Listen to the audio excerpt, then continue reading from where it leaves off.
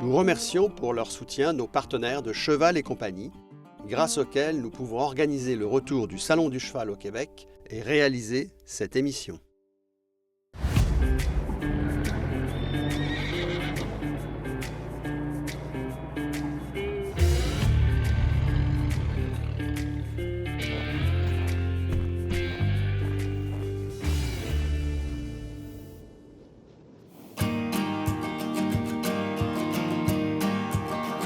Alors bonjour et bienvenue au 7e épisode de Cheval et compagnie. Yann, nous y voici. C'est la fin de la saison, mais c'est le début du Salon du Cheval. Du Salon du Cheval, on ouvre aujourd'hui.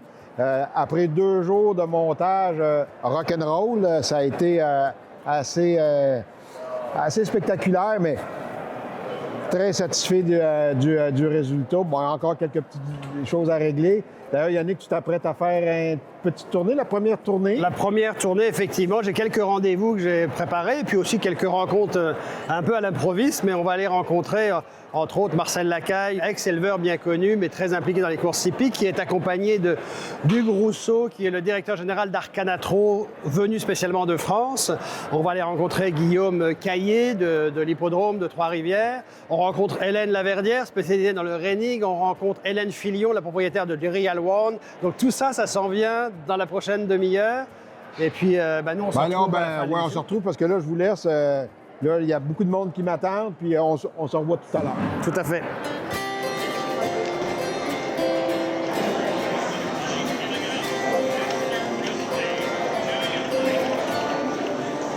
C'est dans un beau salon, je trouve. Oui, hein, parce que les kiosques, même les kiosques, je trouve que c'est beau, c'est le fun, c'est vraiment... Oui, j'aime bien ça. Puis c'est Mickey, tu sais. Oui. Comme Hélène est là. Oui, c'est le fun d'avoir le jeudi soir, il m'appelle. J'avais une réunion de distributeur. Il m'appelle, il dit ouais, là, il dit Nathalie Beaulieu est sur le terrain de l'exposition. Je dis quoi? C'est vrai, là. Avec ses chevaux. Mais là, elle est avec ses chevaux, puis. Là, ils n'ont pas de place, les box sont pas montés. Ah oui, amène-la chez nous. J'ai dit, elle fait du camping chez nous. J'ai dit, tu vas lui faire une place d'un enclos en avant. Ah oui, les chevaux là, je sais. Alors Sophie, on se retrouve. Oui. On a fait 6 épisodes aux écuries Mignola ensemble, oui. Où on a pu parler de plein de sujets, des enjeux autour du cheval. Là, c'est vraiment le salon. C'est parti, là. On est rendu. Là, on a les 2 pieds dedans. C'est parti. C'est parti. Il n'y a plus de retour en arrière. Et puis moi, alors là, les gens ont l'air heureux, en tout cas, de ce qu'on voit pour l'instant. Oui. Je voulais savoir, toi, de ton côté, depuis qu'on met tant d'énergie sur le monde du cheval avec Nature, Belle-Île, La Vie agricole et tant d'autres partenaires, c'est quoi l'impact que ça a chez toi, chez Nature? Bien, c'est sûr que chez Nature, nous, ça nous a donné beaucoup plus de visibilité. On a des prospects, mais qui nous téléphonent, qui ont besoin d'informations, qui voient, qui apprennent qu'on est là, qu'on est sur le terrain. Puis même, j'ai des distributeurs. J'ai des demandes de distributeurs que, même jusqu'à Sept-Îles, on a eu un à Sept-Îles ce matin. Là. Fait que c'est vraiment de la visibilité. On voit vraiment un engouement là, vers tous les produits qu'on peut avoir. Puis ils veulent nous connaître, ils veulent savoir qui on est, comment on peut les aider. Fait que c'est merveilleux. C'est vraiment le fait qu'on voulait avoir avec ça.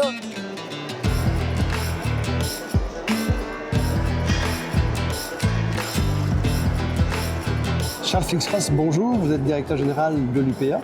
On vous accueille dans ce podcast en différé, mais au Salon du Cheval. Soutenir cet événement, ça voulait dire quoi pour l'UPA?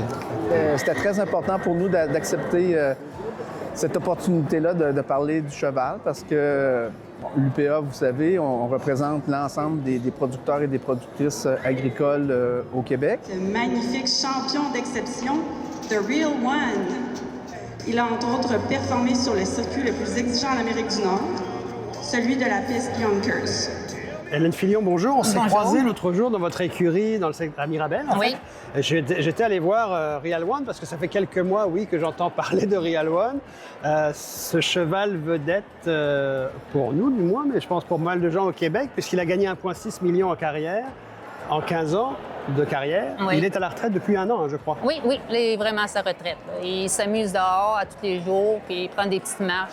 Puis c'est ça qui fait sa retraite. Comment on vit la passion du cheval une fois que le cheval ne court plus? Parce que vous avez une relation encore quotidienne avec lui. Tous les jours. Tous les jours. À tous les jours. C'est nous autres qui s'en occupent. J'ai eu plusieurs chevaux. On a eu une dizaine de chevaux. Puis on avait dit, quand que The Real One pourrait être à sa retraite, qu'on prendrait notre retraite en même temps, juste pour s'occuper de lui. Parce qu'il nous a tellement donné, puis on lui doit ça. Ouais. Puis je pense que c'est 74 courses qu'il Oui. a gagné, pole position, c'est ça? Oui, c'est ça. Puis il y a eu le record de Jon Kios pendant 2 ans, 1,50. Fait que c'est très bon sur un demi-mille. Alors, il participe en fait avec nous à la relance du salon parce que nous, on voulait que le salon soit aussi pour le public quelque chose d'un peu exceptionnel. Donc, nous, on estime que oui, Real One, on estime que c'est exceptionnel de t'avoir. Et on vous remercie d'avoir Ça nous fait plaisir. participé. Puis pour montrer aussi comme quoi qu'il est encore en ordre, de quelle belle patte. Fait que c'est pas tous les chevaux qui sont abusés que le monde pense. Non, je sais aussi, que là, quelquefois, quand on parle de bien-être animal et qu'il y a parfois certaines critiques, Oui, certaines The Real critiques, One est mais- la réelle démonstration qu'on peut, Oui, on peut faire du sport et rester très athlétique. Oui, oui. Est-ce que c'est une bonne ferme de céréales au Québec? Ça doit faire des tas critiques pour que ce soit considéré comme une ferme rentable. Alors nous voilà dans le studio de la vie agricole avec Marcel Lacaille, bien connu au Québec, grand éleveur de chevaux. Vous avez eu jusqu'à 125 juments à l'époque, la grande époque de Blue Bonnet. Merci Monsieur Lacaille. Hugues Rousseau, directeur général d'Arcana Trot, bien connu en France pour les encans yearling. Monsieur Lacaille, vous avez fait un coup de gueule récemment en disant il reste un hippodrome professionnel, c'est Trois-Rivières. Il faut qu'il devienne hippodrome national. Le maire de Trois-Rivières vous a entendu puisqu'il a fait voter à l'unanimité l'application de votre demande et je pense que ça va remonter jusqu'au gouvernement du Québec. Est-ce que vous êtes satisfait et que faut-il faire de plus pour trouver des solutions pour les courses hippiques au Québec? Monsieur Lacaille et Monsieur Rousseau. Oui, je suis très satisfait et en même temps, je considère que c'est la pierre angulaire pour aller vers la promotion de l'élevage québécois et d'aller surtout de redonner une certaine confiance. Parce que vous savez, nous avons été éprouvés beaucoup, les éleveurs québécois, les gens de chevaux québécois, au point où on avait probablement des doutes de notre existence. Et si on recule, je ne voudrais pas reculer dans l'histoire, mais si on recule au temps de Sonac, Sonac, ça appartenait aux gens de chevaux. On avait des immobiliers qui étaient à nous.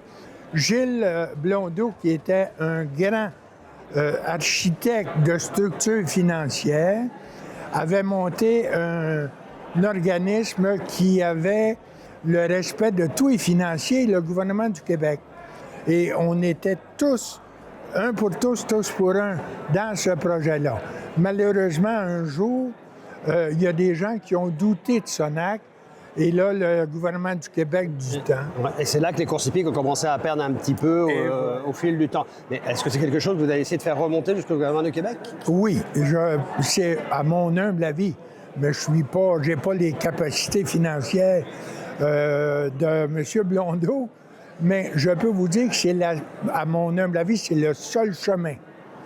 En ayant un hippodrome national, en remettant, si vous voulez, certaines lettres de noblesse à cette industrie-là et au développement des régions. Mais Hugues Rousseau, vous qui arrivez de France, je sais que vous êtes très proche de Jean-Pierre Dubois, l'entraîneur iconique dont on a souvent parlé à travers nos plateformes.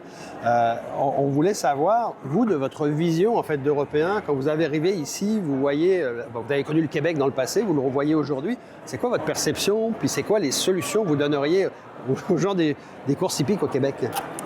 Je vais rebondir dans un premier temps par faire observer une petite chose qui m'étonne. Il est exact qu'il y a 25 ans, j'avais fait le tour de tout ce qui s'appelle un hippodrome, de nombreux élevages. On voyait au Québec une industrie de production donc de standardbred à l'époque, de trotteurs ou ambleurs qui était d'envergure, d'importance. J'avais visité la ferme de Marcel, etc. Et aujourd'hui, revenant 25 ou 30 ans après, j'ai plus exactement les dates en tête, je m'aperçois et je comprends et je me fais expliquer qu'il ne reste plus qu'un hippodrome dont Marcel demande le soutien et, si je l'ai bien compris, une reconnaissance donc, de la part du gouvernement du Québec. C'est pour moi très étonnant de voir, alors que ça contribue à l'aménagement du territoire comme en France, que ça contribue à créer des emplois, que ça contribue à faire vivre une passion, une production agricole noble s'il en est, et une ressource, que tout est quasiment disparu. Je suis à la fois triste parce que je trouve que ça ne le mérite pas. Et si c'est me poser la question d'une préconisation que je pourrais avoir, moi j'observe à contrario ce qui se passe aux États-Unis. Aux États-Unis, c'est le pays actuellement dans le monde où prospère le plus le commerce des chevaux. Il me semble qu'on pourrait peut-être, s'agissant du Québec et son pays voisin, peut-être s'inspirer des dispositions fiscales qui sont prises là-bas. Et c'est quoi la méthode américaine alors? Écoutez, je peux peut-être manquer d'informations précises quand on parle effectivement de dispositions fiscales, mais il m'a été expliqué que lorsque vous investissez dans les chevaux, vous pouvez le défalquer d'un revenu de quelconque compagnie. Donc si effectivement il y a une incitation fiscale pour permettre aux gens d'acheter des chevaux dans des conditions qui soient les plus, incitatives possibles, il va sans dire que ça encouragerait les gens à le faire. C'est pour ça que ça marche si bien, notamment au Kentucky. Et doublement, ça permettrait aux producteurs de trouver une débouchée certaine. Si on arrive à créer une demande, si on arrive à créer une incitation pour permettre aux gens de réinvestir dans la propriété même des chevaux, ça ne pourra qu'inciter néanmoins à créer un essor quant à l'utilisation, la fréquentation des hippodromes. En premier lieu, Trois-Rivières. Vous pouvez sans doute aussi l'organiser avec l'État de New York. Il y a beaucoup de choses à faire.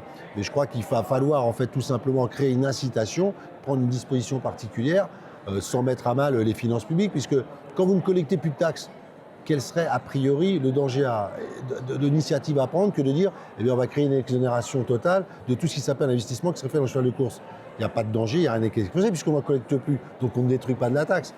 Ou mieux, on peut recréer de la valeur, recréer de la richesse qui peut-être un jour aboutira à un nouveau système de collecte de taxes.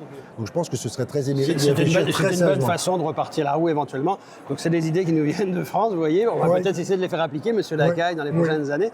Le Salon du Cheval sert aussi à ça, à mobiliser des idées.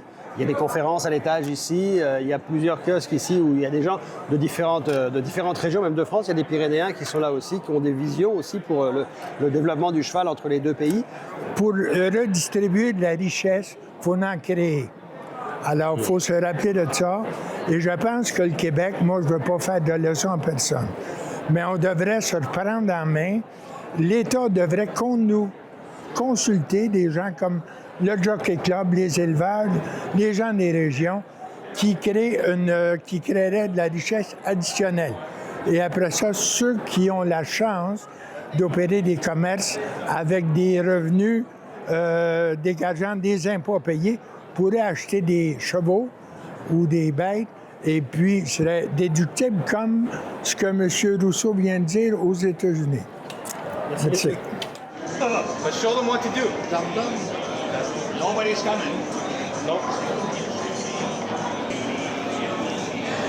Ça va bien. On va ici, gars. Oh, tabarouette, il y en a un qui s'en vient. Il vient de passer. Ah ouais. Bonjour Geoffroy, nous voilà dans le super kiosque des Pyrénées. C'est une délégation que tu représentes qui vient des Pyrénées. Vous êtes spécialisé dans les randonnées équestres et aussi dans la promotion du terroir et des villages des Pyrénées. C'était quoi l'intention de venir au Salon du Cheval? Puis comment ça se passe? C'est-à-dire que le Salon, c'est la seconde marche à un travail qui a déjà été fait depuis 2-3 ans, en lien avec le Québec. L'objectif, il est simple, c'est pouvoir gagner en vitrine au niveau de la destination Pyrénées, c'est-à-dire pouvoir ouvrir notre destination à un marché qui s'inscrit dans l'agritourisme. Donc c'est du tourisme avec la valorisation du territoire sur les produits locaux, etc., où le cheval est le fil conducteur. Donc l'objectif aujourd'hui, c'est le réseautage, d'une part, l'ouverture au champ des possibles quand les opportunités sont là, d'autre part, et quoi de mieux qu'un salon pour pouvoir atteindre ces objectifs, quoi.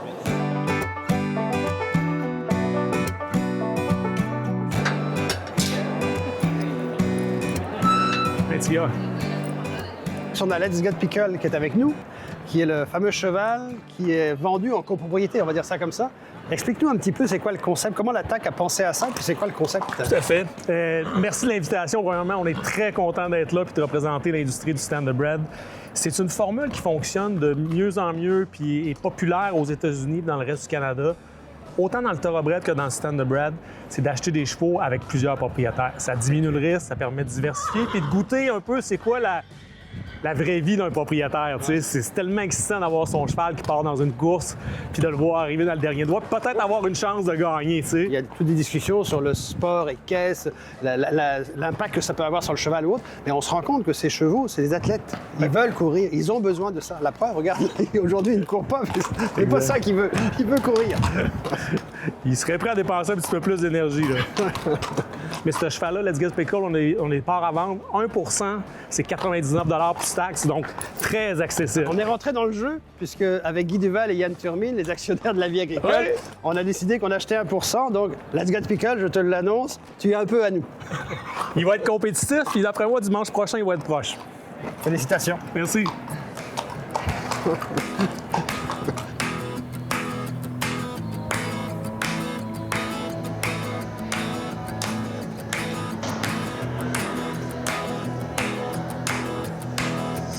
fois deuxième et 59 fois troisième. Alors Guillaume, bonjour. Nous Bonjour. voilà au Salon du Cheval, dont on parle depuis un certain temps. Directeur général du Jockey Club, directeur général de l'Hippodrome Trois-Rivières.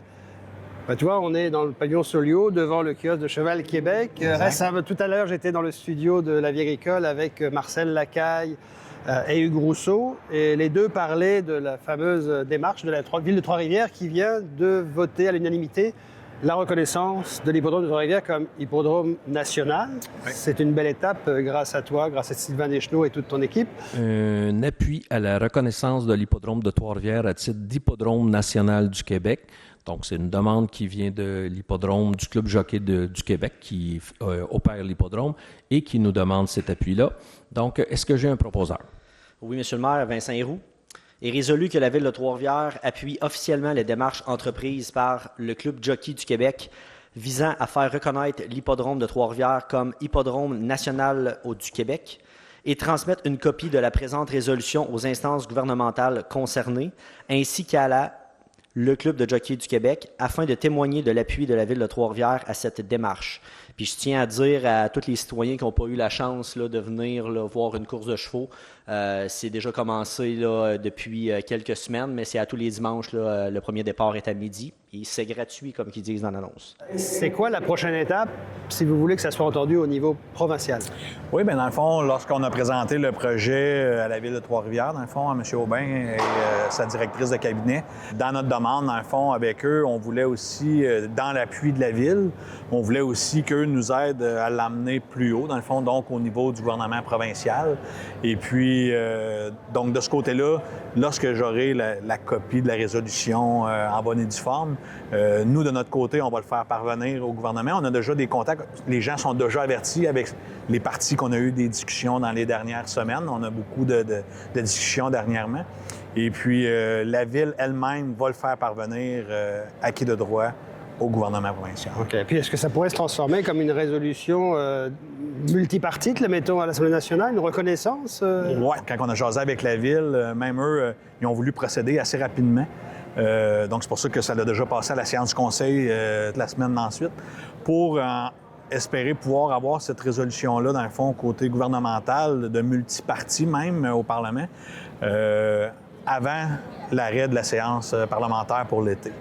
Donc, c'est le but présentement. Et puis, comme le maire le disait, c'est vraiment c'est une reconnaissance auquel qu'on veut avoir. Et puis, pour l'instant, ça ne coûte pas rien. Fait que, on espère que ça va être si c'est réussi, ce sera un beaucoup de circuits. On vous le souhaite. Merci beaucoup.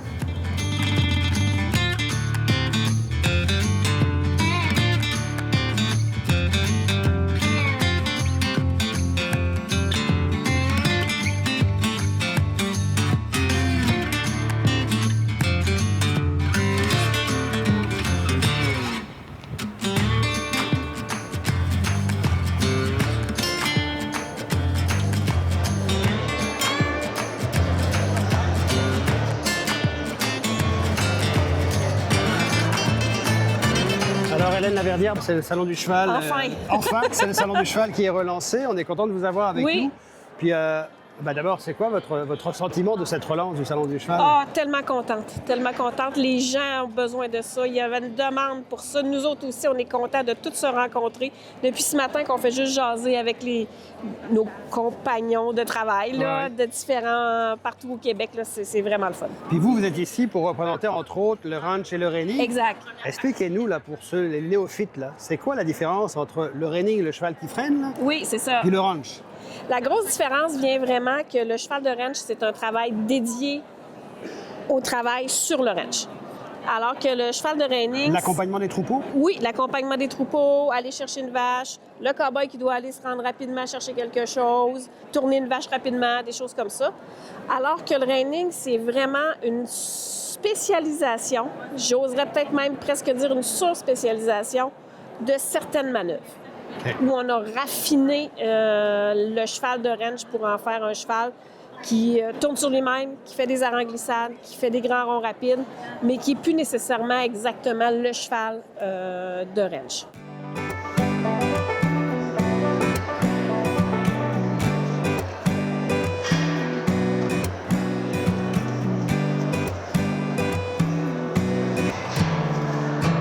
Alors, Philippe, bonjour. Bonjour. Philippe Dernay, vous êtes président de l'association des Clyde. Oui. Et là, vous êtes venu avec Blooming Charm, qui est votre jument et son petit. Exactement, oui. Alors, qu'est-ce que va faire Blooming Charm dans ce salon? Parce que les gens sont assez impressionnés quand ils voient une bête de cette taille. Hein? Bien, les chevaux lourds, c'est des races qui sont moins habitués de voir dans les grands centres, parce que c'est plus des chevaux de travail. Donc, c'est historiquement plus sur des fermes qu'on les retrouve. Donc, de les voir ici, c'est sûr que la grosseur va toujours être intimidant pour les gens qui sont habitués de voir des chevaux plus de sel. Donc, en fin de semaine, c'est de montrer la beauté des Clyde et surtout leur tempérament très, très calme et très affectueux. Est-ce que c'est une race qui est très ancrée au Québec, qui est encore très présente? Oui, c'est une race que, je vous dirais, on est peut-être entre 8 et 10 éleveurs qui mettent au monde au total peut-être une trentaine de poulains par année. On est la 3e province au Canada la plus nombreuse en termes de producteurs, mais c'est quand même pas énorme. Les Clyde, ça court pas les rues. Est-ce que c'est similaire un peu au percheron en France? Est-ce qu'il y a des parallèles à faire? Oui, bien le percheron ou le belge, le Clyde, c'est 3 races principales de chevaux lourds. Les percherons sont reconnus pour être des chevaux, du moins en Amérique du Nord, plus gros et plus forts. Donc, au niveau compétition, quand on arrive pour faire de la tire ou bien de l'attelage, des chevaux de performance, le percheron est habituellement supérieur au Clyde. C'est une race qui a été développée un petit peu différemment au fil des années, mais le Clyde, pour la beauté, c'est pas battable. C'est imbattable. Merci Philippe, bonne participation. Merci beaucoup, merci.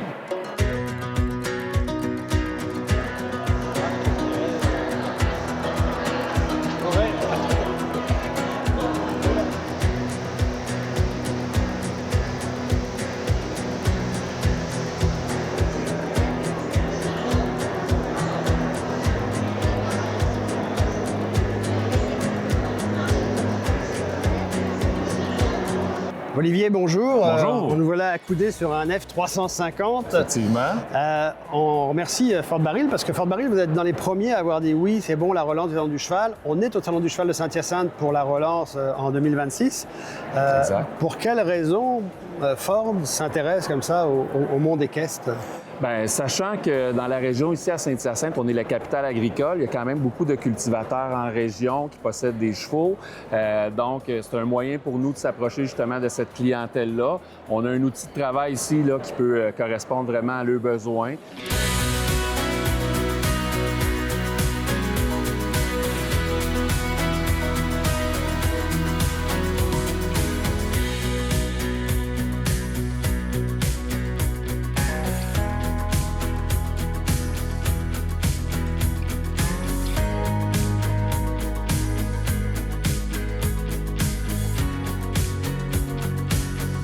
Alors Yann, DG de Cheval et Compagnie, nous voici à la fin de la série, du 7e épisode de la série Cheval et Compagnie, mais en fait au début de quelque chose, parce que c'est la première journée où le Salon du Cheval commence vraiment.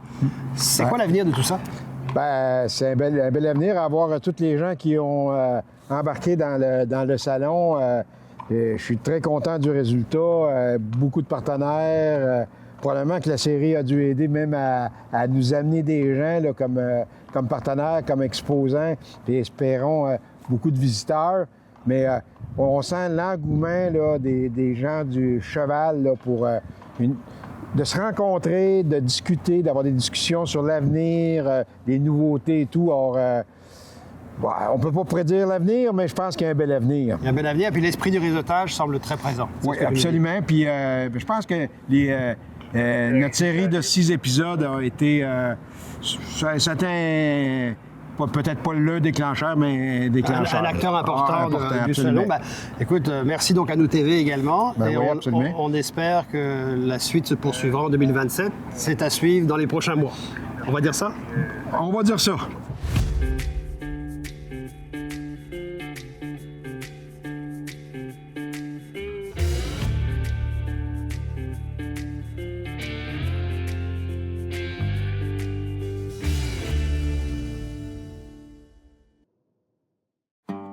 Nous remercions pour leur soutien nos partenaires de Cheval et compagnie, grâce auxquels nous pouvons organiser le retour du Salon du Cheval au Québec et réaliser cette émission.